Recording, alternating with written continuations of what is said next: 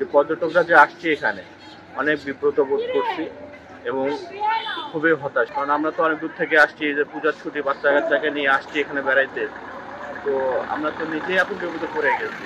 আচমকা একটা বিভ্রান্তিকর পরিস্থিতিতে পড়েছি। এখন আমরা কি করব সেটা বুঝতে পারতেছি না। এখানে আইসা খুবই বিড়ম্বনার মধ্যে আছি আমরা। গাছ ফেলে রাস্তা অবরোধ করে। আমরা ব্রাহ্মণবাড়িয়া থেকে এসেছি সাজেকের উদ্দেশ্যে।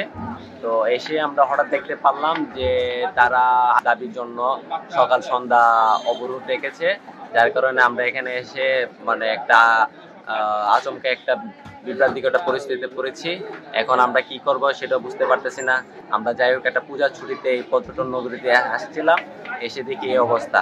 এখন আমরা সব মানে কি করব আসলে কিছু বুঝতে পারতেছি না। এই ব্রাহ্মণবাড়িয়া থেকে পুরো প্ল্যান অনুযায়ী সাজেকে ঘোরার উদ্দেশ্যে আসছি আর কি। তো আমরা আসার পরে যখন বাসে উঠলাম তখন শুনতে পারলাম যে বিগত দিন কি সমস্যা হয়েছে এবং তারা হরতাল ডাকছে।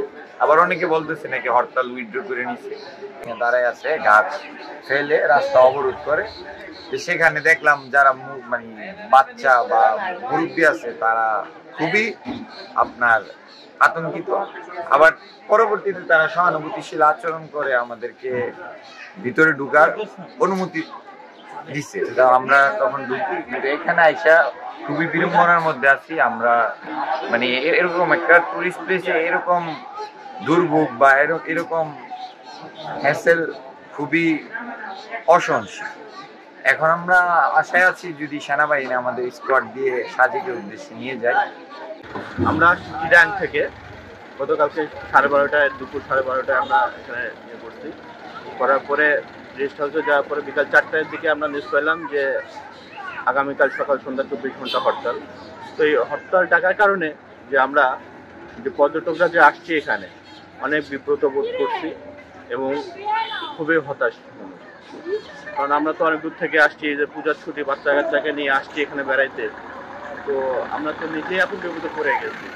তো ভবিষ্যতে সরকারের দৃষ্টি আকর্ষণ করে বলছি যাতে এই ধরনের কোনো অনিয়ম বিব্রতিকর সৃষ্টি না হয়, সেদিকে যাতে দৃষ্টি আকর্ষণ।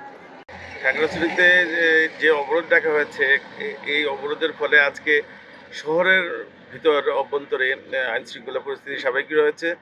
আমাদের অতিরিক্ত পিকেট পার্টি এবং মোবাইল টিম কাজ করছে। এছাড়া শহরের ভিতরে কোনো দুঃসংবাদ নেই বা কোনো অঘটনের সংবাদ আমাদের কাছে নেই। জনজীবন স্বাভাবিকই রয়েছে। দূরপাল্লার গাড়ি এখনো ছেড়ে যায়নি। আর পাশাপাশি আমাদের টহল অব্যাহত আছে এবং নজরদারিতে রয়েছে। কোথাও কোথাও ক্রিকেটাররা অবস্থান নিচ্ছে, আমরা প্রতিবন্ধকতা তুলে দেওয়ার জন্য কাজ করছি।